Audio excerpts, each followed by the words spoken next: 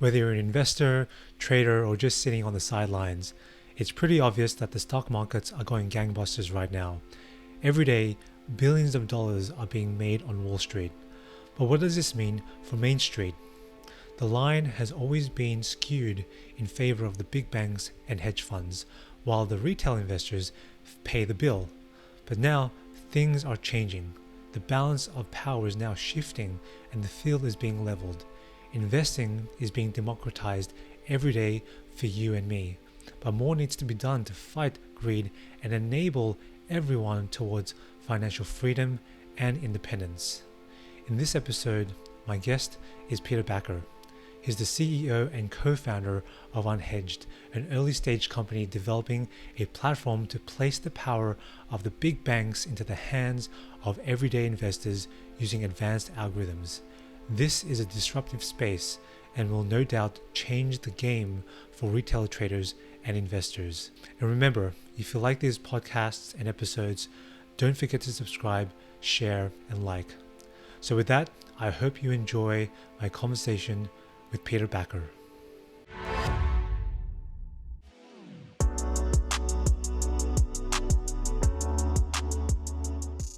Peter, nice to have you on the show. Awesome. I'm very happy to be here, invited via a mutual friend. Yeah, James has been very polite and kind in introducing us, and I'm actually very interested to hear about what Unhedged is about. But before you sort of introduce what Unhedged is, why don't you give a quick background about yourself, and we can take it from there. Yeah, awesome. So basically, I'm Dutch, as you can hear from my accent. It never goes away. I became a statistician after my university, and I got really interested in computer science, and I built a company that in the end converted databases from for telcos, and that business was actually pretty successful. So in 2001 we sold that, and then I sat on this accidental, I would still say, pot of money, and I thought, okay, what do I do? And my dad said, listen, you are too young. You have to lock in part of that money, and a part of it you just enjoy and trade and do other things. So that's what I did. I locked in my pension, so which will pay out when I am too old to enjoy it, probably. And then I started trading, but I also wanted to travel. So I traveled around the world for 2 years. I followed the route of Marco Polo, and I couldn't watch my money. So then I started to automate my trades. So that's how it started. And so I had different ventures. So I had another company that was doing helping media to cross a media. So Big Brother to do SMS voting, stuff like that. Old stuff, 2003. It's a while ago. I went to INSEAD to do my MBA, and then I was recruited to Google. So I hung around in Google for a while. Very interesting, but not so good for entrepreneurs. And after a while, I went to a company called MyDeco, which was founded by Brent Hoberman in the UK, who founded also lastminute.com. Was his hired CEO, and we basically broke the company up, up and sold it. So then I went to Australia and basically became a full-time trader. I did some other jobs, but sorry, things happening in the background. Early morning here. So in 2017, I became really involved with a company called Quantopian in Boston. And Quantopian, great company, great concept, but I think they took on too much funding and had a few issues there. And I became very involved with their open source project called Zipline. And Zipline I became at one point one of the developers who made the live trading connections to Zipline. And then I thought, there's a company here. So that's when I started. And the primary thing what I did there was I first have thought about a marketplace between algo developers and retail traders. It didn't work because there's no trust on both sides. Then I went to a model where you connect your brokerage account to an algo. That also doesn't work. It's very cumbersome. A few companies in the US do it. Also here in Australia do it. And then I thought, okay, let's go to the simplest model, which is a Robo advisor, but not powered by static rebalancing, but it's powered by algorithms. I think there's a lot of interest right now in the stock market. I think there's always been interest, but so much more, especially as technology is changing every day. There's always improvements and innovations in technology, and especially algorithmic trading. And I want to learn a bit more about the essence of algorithmic trading, especially from your background, where you come from an extensive history of trading, both manually and automated in a way. First of all, what is algorithmic trading for those people who are listening and they want to understand a little bit more about this concept? Can you explain a little bit about what algorithmic trading is? Yeah, sure. So algorithmic trading is basically, in its essence, is you let algorithms make the decisions of all your buys and sells, and in essence that's it. But then you have a lot of ways to do it, right? So some people call algorithmic trading when they automate things through TradingView, which, yeah, I don't do. But I think what the essence is, if you take away the just orders done through algorithms, it's how you get to those algorithms, and that's a very, very academic process. You have to make sure that the hardest thing about algorithmic trading is actually not creating the algorithms, it's getting data, and getting data that's reliable, and getting data that actually represents the world at that point in time.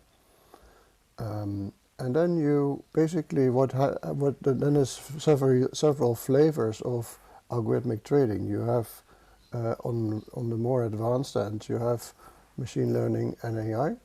On the more simple end, you have very rule-based algorithms. And even the very simple rule-based algorithms, they work. And it's very funny sometimes to see that things that, because one of my pets is that when I see an academic paper or an academic saying something about algo trading, I just immediately test it.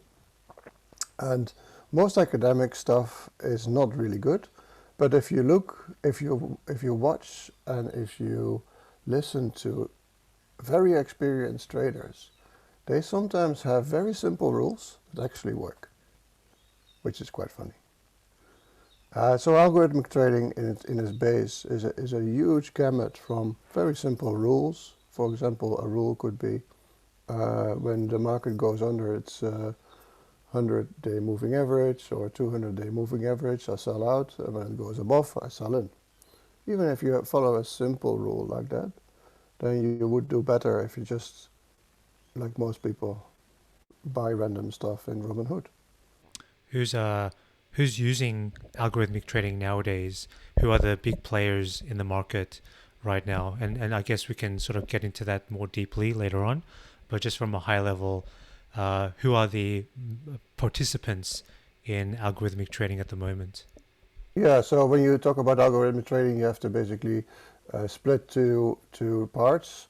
So one is the algorithmic execution, which is basically most volume. So all brokers use algorithms to execute and to get the best fill for you. So then you get these estimations that about 80% of the volume is caused by algorithms. I don't know, that's not for me real algo trading. Then you have the algorithms that are purposely built to trade and to make a better result than just holding the market. And then the ultimate players where we always look at is Renaissance, Double Line Capital, Bridgewater. Bridgewater is a very interesting beast because they use a lot of alternative data. And then you have actually quite a few small shops which are incredibly unknown but that have very good results. Here in Australia you have a shop called Baronia, and they're actually pretty good. Their results are very more than decent. What is your in terms of the major shops that you mentioned? I think the common thread there is that most of these guys are hedge funds, and they are they have plenty of money under their belt, and they've been making hundreds of millions and billions of dollars trading every day. How is that different from the olden days of doing trading and investing before technology revolutionized the stock market? What was the major difference there? And if so, if there was a difference, what was the value? I mean, did the algorithms outperform those who were able to, manually invest and trade? Or do you think that the performance is on par with the way that things were done in the old days? Well, I think the biggest difference is this. The biggest difference is data. And so in the olden days, people made decisions based on either an insight, so you were connected to the company and you had an insight that they did something, and then you bought it, and then you waited until that information got dissipated into the market. What algorithms in fact do is they can use it, they can look at millions and millions of data points every second, and they can interpret it, which people just cannot do. So if I say what's the main difference between between those really algo firms and old style prop trading, then it's data and access to data. Because it's not only is the data available, is the data available fast enough, and is the data is it reliable enough? Because I have a lot of data sets that are interesting and that I can see create alpha, but I can't get them. I can't at the source. I can't get them reliably enough. So then that becomes useless. So that's one of the things. The other thing is that the prop traders were always humans, and humans have a lot of biases, and biases are basically killing your results. So a bias is, for example, that you have a cognitive bias. So there's once you have a stock, then you only see information about that stock, and you see it in a certain light. Then there is the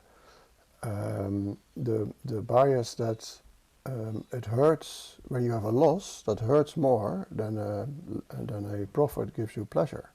So what people in general tend to do is they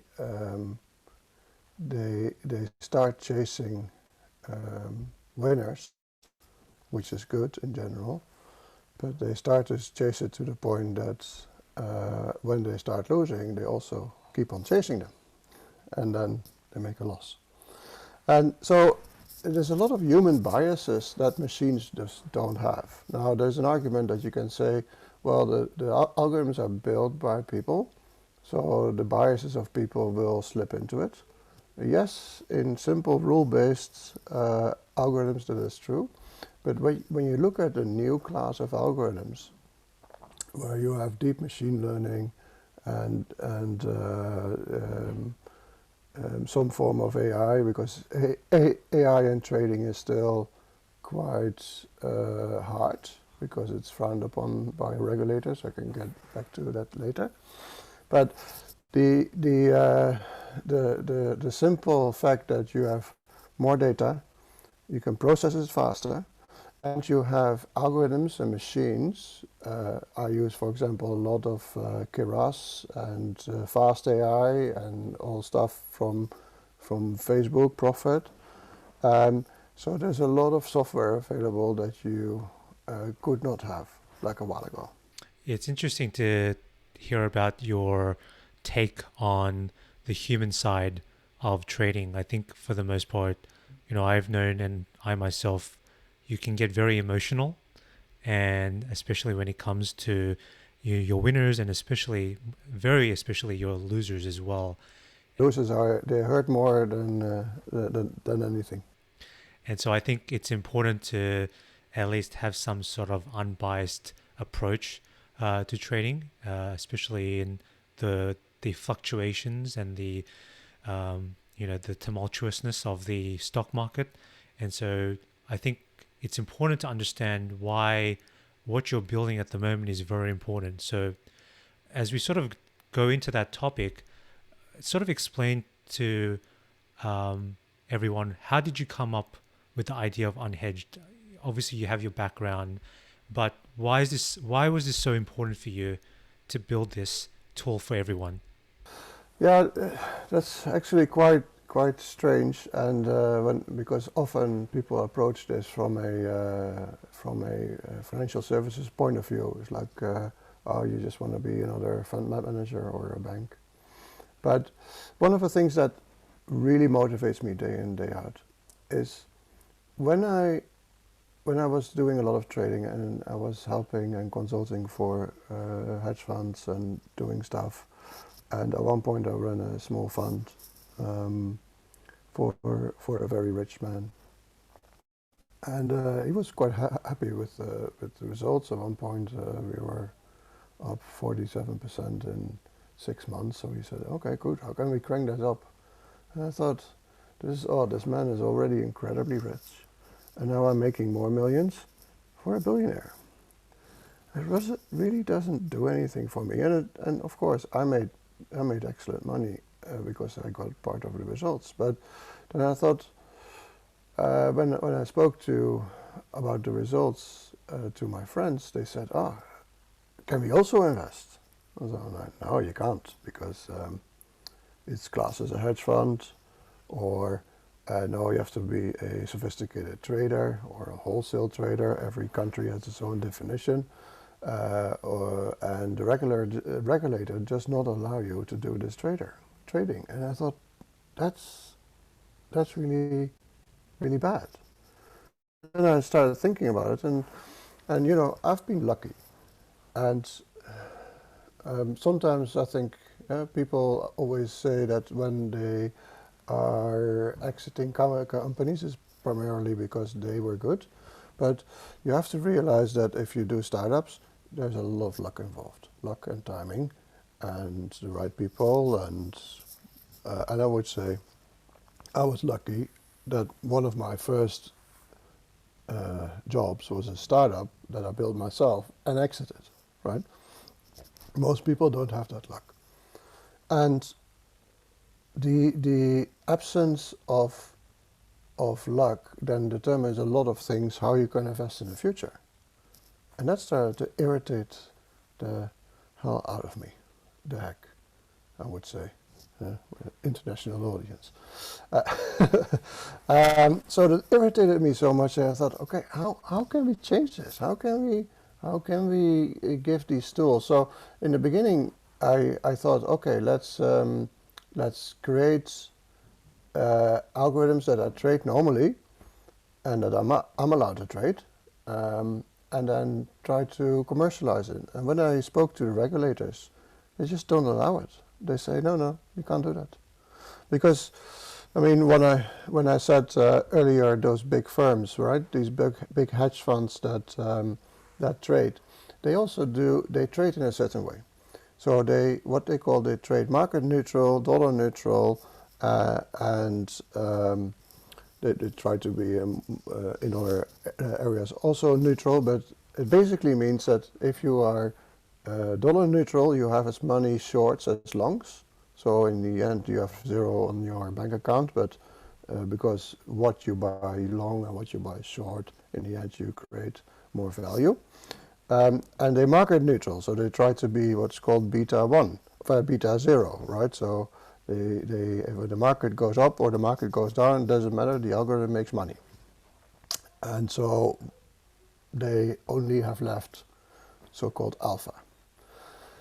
But if you do that way, the alphas are tiny. They're really like tenths of a percent. So you have to process billions of dollars to get a significant amount of money out of it. And so the moment you go dollar neutral, market neutral, so you have to go short, you have to go levered, then the regulator says, oh, normal people can't do that. And so the whole regulatory environment in most countries is built such that this type of trading is just not accessible for people, for normal people. And that we have to change. And I'm pretty passionate about that I can't change the regulator. But what I did in the last 2 or 3 years, I created algorithms that are not dollar neutral, they don't go short, they don't lever, they don't do a lot of things that the regulator says, oh, you can't do that.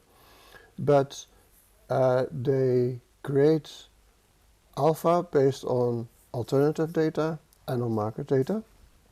And the alpha is a little bit better than what normal people could do in a Robo advisor. But even if you do a little bit better, over the long term, that's a lot better, because then compounding starts to kick in. What is, just for everyone, what is alpha and what is beta? So basically, alpha and beta, if I would explain it in the most simple way, it's just a algebra formula. So it's basically alpha plus beta times the market is your outcome. Yep. And so in the most simple sense, if you have a beta of 0, you have 0 times the market, then you have only alpha left. Or if you have 1 as a beta, you have the market. Yeah. Well, so alpha is whatever you can earn that is above normal market returns, and beta is what the market is itself, the multiplier. And so basically what hedge funds try to do is make the beta 0 and then only have left the alpha. What we are doing is completely different. We say, listen, if you look at the very long term, at let's say years, markets go up. If I take 20 years, any period of 20 years, the market goes up. And then the only trick is, can I cut off the drawdowns? Can I cut off the things that go down?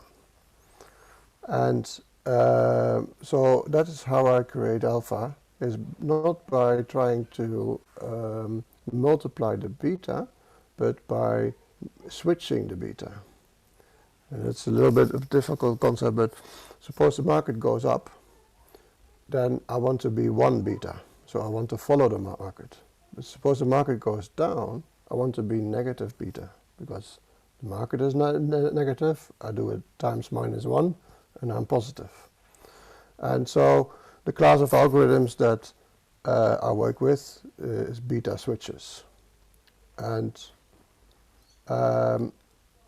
the key that's I think the key of what I do, and what hedge funds, they try to do beta 0. I do try to beta switch, to follow the beta in the market, but then go either negative or positive.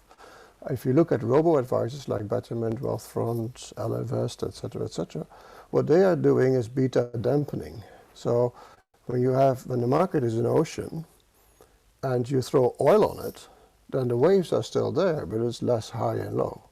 And so, by definition, this method, which is called the modern portfolio theory, out of 1952, this method by default makes you underperform the market, but also makes you by default less volatile than the market. So most people prefer that, prefer less volatility over a lot of gains. But I think we can do better. We can do better. So what is Unhedged doing that is better? So first, our class of algorithms is our beta switches. That's as I said. But the second thing is what's very important is diversification is key. I mean, anyone in the business of investing, they say, okay, diversification is key. But what we are doing is we don't diversify assets if we need to, but we diversify algorithms. So we developed several algorithms, and we can create as many as we want, but now we're going live with 3. And those algorithms, they're all 3 of the class beta switcher. So they switch beta to negative when the market goes down and to positive when the market goes up. However, the mechanism that they switch are completely different. So they look at completely different data sets. Completely different asset universes. So asset universes, for example, NASDAQ or all stocks or all futures or all whatever. And so if anybody would take a combination of these 3 algorithms, then they would get a far better result than if they would take any one of them or if they just would follow the market. And that's because some of these algorithms, they switch too early and some switch too late. And that doesn't matter because the 2 others were either on time or too late, and they start to cancel each other's drawdowns, or the negative parts. They start to cancel it out. And then you get a very smooth equity curve. And as long as you rebalance regularly, so our users have the option to rebalance every month, and then we rebalance for them, then you take out the risk out of the whole thing. Because suppose, Barry, when you were very insightful in your early teenage years and you thought, I buy Apple. You buy also some other stocks, but you buy Apple and you buy some other. And now if you would not rebalance now, you would sit on now 95% Apple and some other crumbs in your portfolio. So your whole market will be Apple. Your whole portfolio will be Apple. And that means that you're exposed all the time to Apple. That happened to be a good result in this case. But the chances that you chose Apple were not that big because there were a lot of assets. So you could have chosen GE, and then you would have nothing, plus a few crumbs. And so the rebalancing part is very important, so that you basically, first you create what they call non-correlated return streams, and you mix them in a certain way. And the second thing is you rebalance it. You don't let go one out of whack. I mean, it's interesting to hear about this really interesting approach. And I know that obviously in the US, there are Robo advisors, and these Robo advisors are responsible for doing exactly that. They will, you put in your money, whether it be Betterment, as you mentioned, Charles Schwab, TD Ameritrade, and they will take the load off you, and they will take your money and they will invest it into the market and try to track it as good as the S&P 500, for example. And then over time, they will rebalance that portfolio based on their modeling, based on their algorithms and what have you. Is this similar to what Unhedged is doing, or is it slightly different? No, so that's So what they are doing is what they call they follow the modern portfolio theory. So they have a static portfolio, and the static portfolio is rebalanced. Our holding periods on our assets are in general like 18 between 18 minutes and 18 days, right? So some very short, some a bit longer, and um, the mix of assets that Charles Schwab or Vanguard uses, it never changes. It's always the same, and they just rebalance. What we're doing is pretty completely different because I can write a blog every week on what the algorithms buy and why, and sometimes I can't answer why because it's an AI algorithm, but I can see that it buys completely different things in every period because it just looks at um, different data properties, um, and that's, I mean, there's so many. For example, Charles Schwab would put home builders in their portfolio as because home builders are important in the U.S. for getting a return, and it's nice, great home builders. Okay, but if my algorithms would buy home builders, they would buy it on other data, like data about the permits issued by government, or the steel prices, or the wood prices, and so they take a completely different approach, because the whole modern portfolio theory is a valid theory in academics, but it's knownly flawed, and still thousands, 10,000s of hedge funds, sorry, not hedge funds, of robo advisors and robo advisor like services and financial advisors, they follow the theory blind because it had a Nobel Prize. Yeah, but the same theory says that all people are rational, that all information is immediately priced into the markets, and that the markets are efficient. Just to call out three assumptions that everyone know that's not true, because if that would be true, GameStop would never happen. You know, so it's a bit of a bit of a um, what the robo advisors do is really great, right? They do things on a very low price. They do a lot better than 99.5% of all people could do themselves. However, this is also a little bit of my gripe history.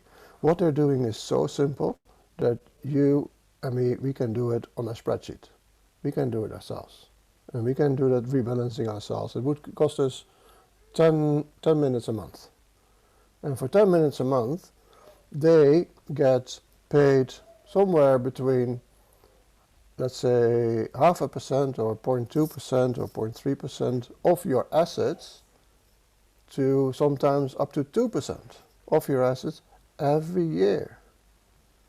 While it costs 10 minutes a month for yourself to do it, to do the same. It's not hard, it's very simple, you can download the spreadsheets everywhere. So this industry is built on the fact that when you park money in a fund, people get just paid just for the fact that you parked it. I think that's wrong. What I think this whole industry should go to a model is you pay for performance. When you are better than what I can do myself, I want to pay for it. Yeah, and that's key. This industry is, because of the structure of and the accepted structure of how people pay their fund managers and their financial advisors, it's just broken because it doesn't really doesn't want to make people overperform. They just want to sit on the money. I mean, I think that's such an important point to make. And I think the financial system definitely is ripe for change and some sort of disruption. And you mentioned GameStop, and I definitely want to go into GameStop towards the latter part of the conversation. But just sticking with Unhedged for the moment, I know that there's been a lot of development, and you guys are growing, and you guys are thinking of new and innovative ways to do this. So, where do you see Unhedged going in the next 1 to 2 years, and who do you see this affecting? The biggest population that I can see this really changing the lives of are retail investors, and I think that's going to give them a lot of power, and a lot of the ability to be able to confidently invest their money in the stock market. So, with regards to Unhedged, what are your plans for the next few years? So we're launching the fund itself because there's a fund behind it, which we created ourselves. The fund will launch this month, and then the app will launch in July, and for normal investors. I was forced to test it first to the so-called sophisticated investors, but that's fine. So basically, the plans are as follows. I always see the world of startups in 10x. So the first 50, first 500, first 5,000, first 50,000 people on our platform. And the first 50, they come out of my own network, and the first 500, they will probably come from a small crowd equity fundraise that I'm going to do. So that's an important part in our journey. And I do that because I believe that people who do crowd equity funding, they like investing, they like to talk about it, and they like a little bit more risk. So they're not so risk averse. So they're the right people, I think, to start off and then to build from there on that. Our whole backend is built on AWS Lambda, which I haven't heard anybody in the industry doing a serverless trading engine.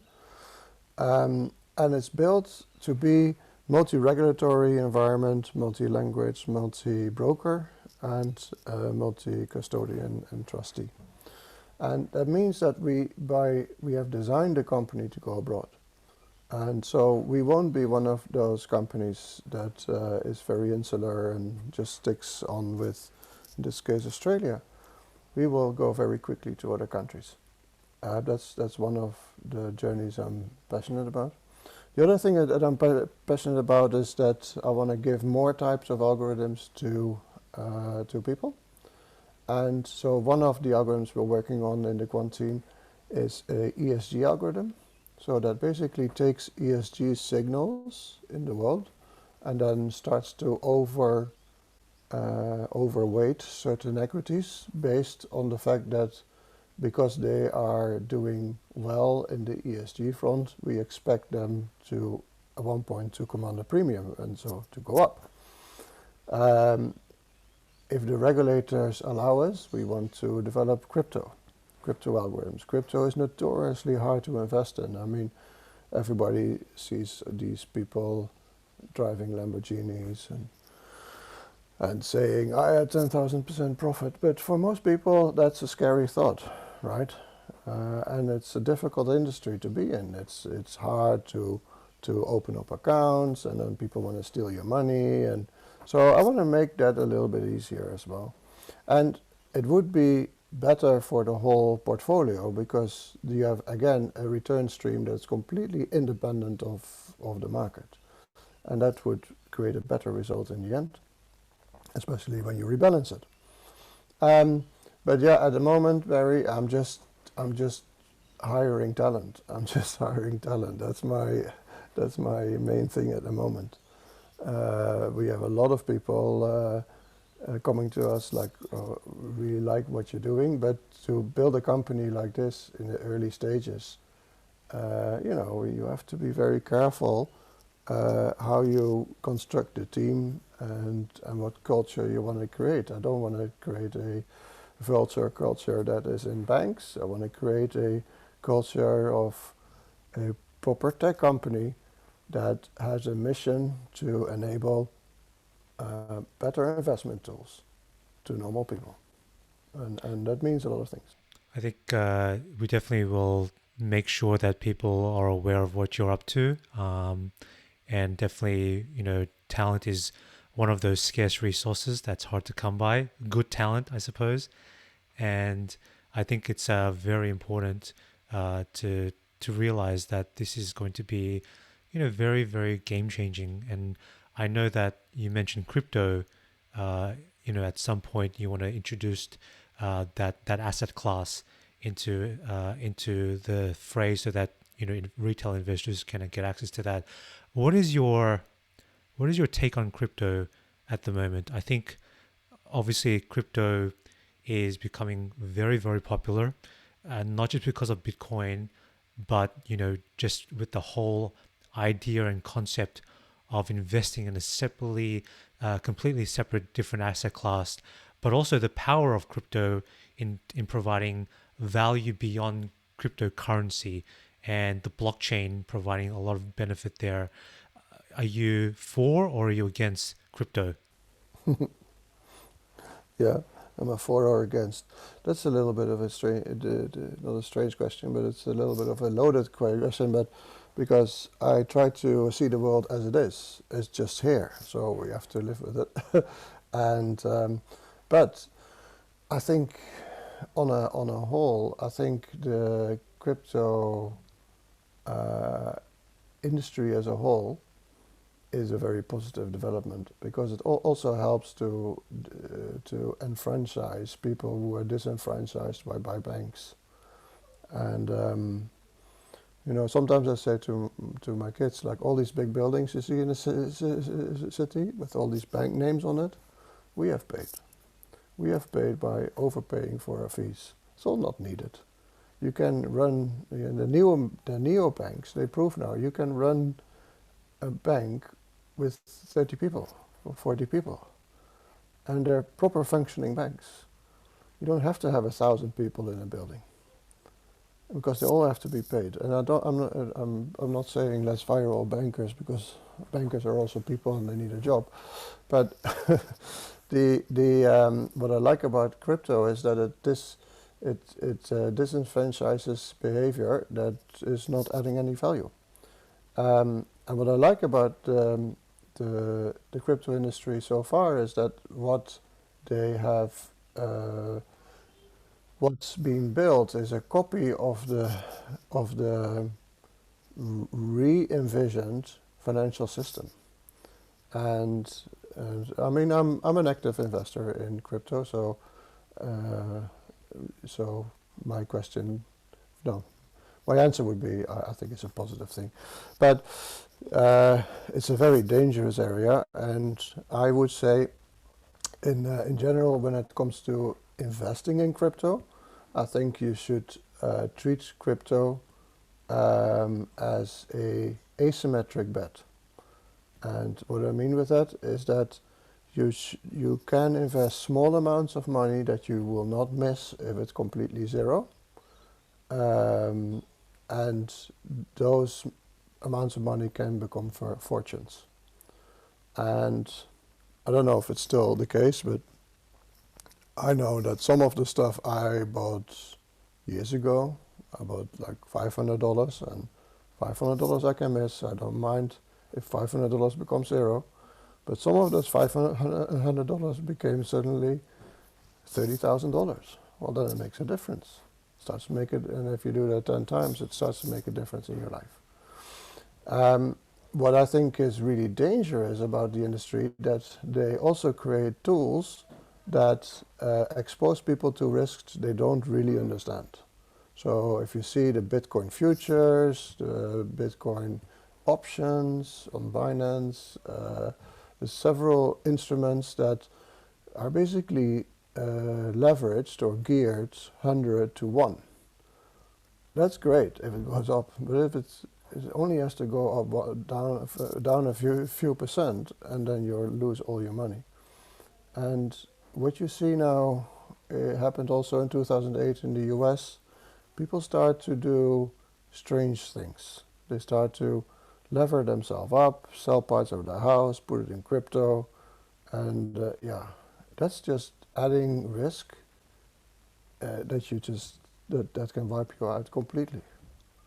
and and wiping out. Uh, it happens all the time in society. You have the so-called bubbles, and the bubbles are followed, and then people get wiped out.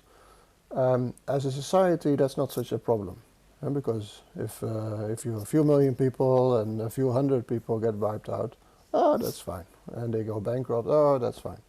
But the tragedy for those people themselves is sometimes hard to understand and hard to fathom what it means for someone to feel rich, mortgage part of the house, put it in crypto, and then they end up with a debt of a few $1,000,000, right? It's not that hard to do. It's very easy.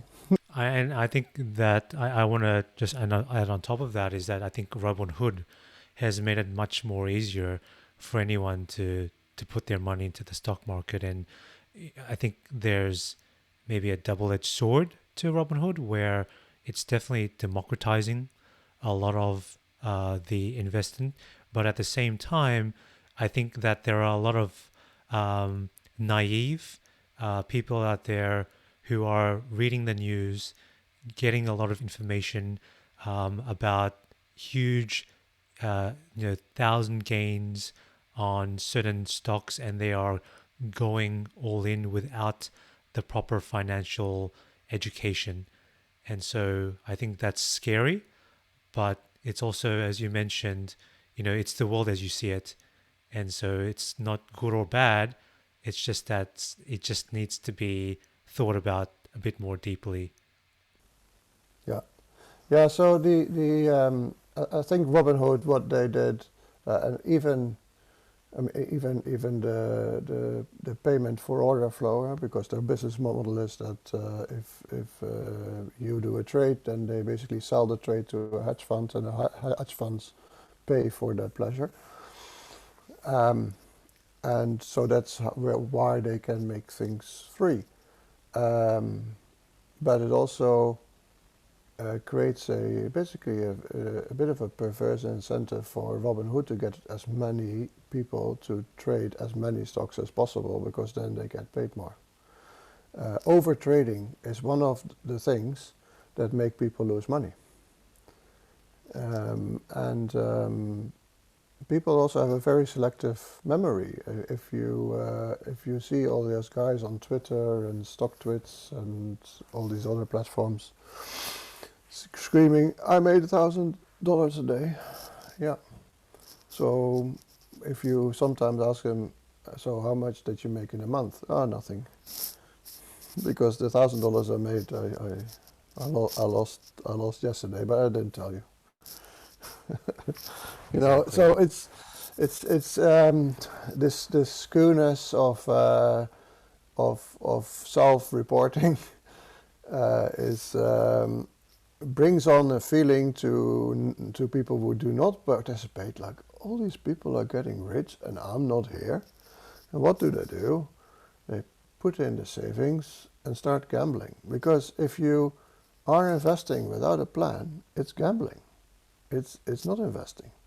And if you see it as gambling, that's fine. That's great. No problem. But people see it as investing. And they put the money that they destined for their kids to go to school.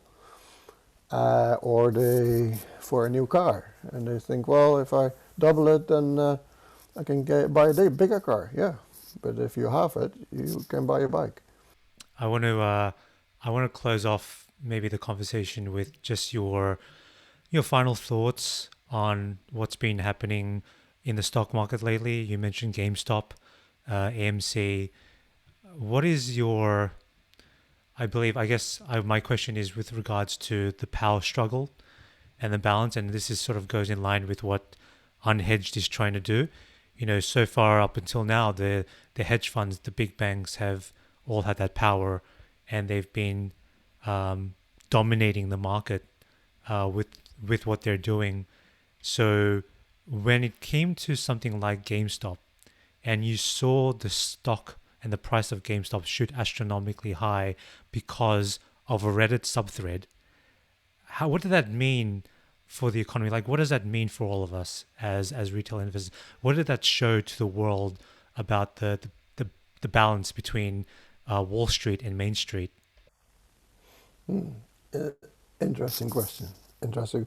So the balance between Main Street and Wall Street has also always been skewed to Wall Street, and slowly society starts to, from a groundswell up to eat that up slowly. And crypto is one thing, but also companies like us who basically allow people to invest in more advanced things than they could make up themselves. Um, I don't think the last thing has been said because the government in general is very much in bed with the banks, right? I'm not a conspiracy theorist, but the whole society hangs together from a lot of angles. And in the end, society is driven by people. And if bankers are friends with politicians, and there is a implicit or explicit way of working together. The one thing that a lot of people do not know is that the government needs banks desperately, because although the government prints money, 80% of all money supply is created by retail banks, by normal banks. Because when you put money into a bank, they take 80% of that money and loan it out again. Then that money comes back again, and 80% of that gets out again. That's all money creation. Money creation, most money is created by normal credit creation that banks do. And so as long as we don't have an alternative for that, banks will always be important because they're very important in the cycle of money, etc., etc. And I'm not saying we should go in the street and start bashing banks and saying that banks are bad. No, banks are fine. What I'm rallying a little bit against is that there's at one point there's no need for greed, for more greed. Every time, and some of your listeners might wildly disagree, but when I walk here in the streets and I see Lamborghinis, and I think, okay, that's cool that you can buy a Lamborghini, awesome. But what does it say about you? That you actually don't care about money. Are you sure that you when you drive that Lamborghini, that you thought about other people in the street that do not have any access to money creation or wealth creation that you flaunt?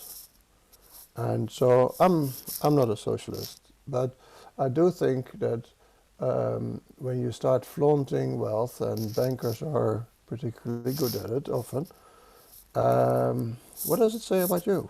What does it say about the excess that you have generated? The excess you have generated is money that your customers do not have in your pocket, in their pocket anymore. And that pisses me off. Well said. Just to close it off, what do you need? What are you searching for? And just in terms of unhedged, and how do you want? What is your call to action, and finally, if people want to get in touch with you, how can they reach you? Well, they always can reach me on my LinkedIn, or I mean, Peter at unhedged.io. Just email me, no problem.